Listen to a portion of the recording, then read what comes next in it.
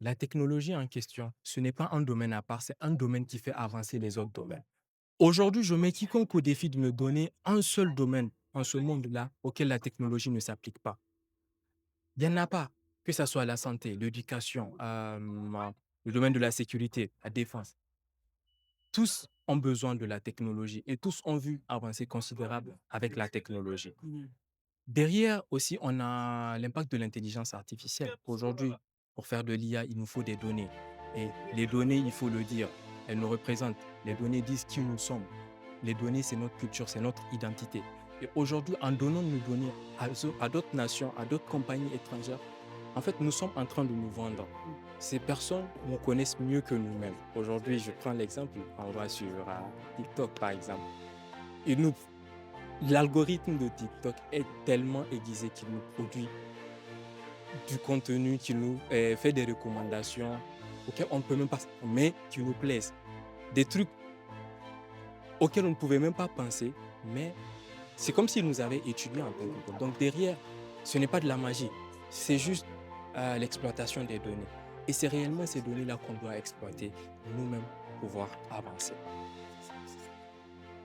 Alors, il va nous dire un peu ce qu'il fait au niveau du club Microsoft, ses formations, ses engagements. Est-ce que tu peux nous en parler un peu? Ok. Bon, je suis beaucoup dans la vie associative et communautaire. Je suis président de Afrino, une association qui a pour but d'initier les lycéens à la programmation robotique et comment dire, au développement web. Par ailleurs, je suis aussi ambassadeur de Microsoft. Donc, j'ai fondé MSA Niger, Microsoft Student Ambassador, avec lesquels nous donnons des formations sur les outils, les produits Microsoft, que ce soit en analyse de données, en bureautique, en cloud et en intelligence artificielle. Très récemment, nous avons fait un partenariat avec DataCamp, qui est la plateforme leader dans le domaine de l'apprentissage de l'intelligence artificielle et de la data, donc pour offrir des bourses à des jeunes Nigériens. Donc actuellement même le formulaire de candidature est ouvert.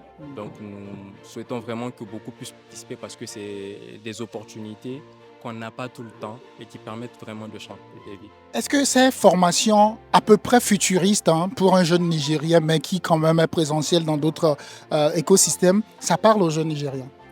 Non, jusque-là, il y a ce travail de sensibilisation, si tu veux, qu'on est en train de faire.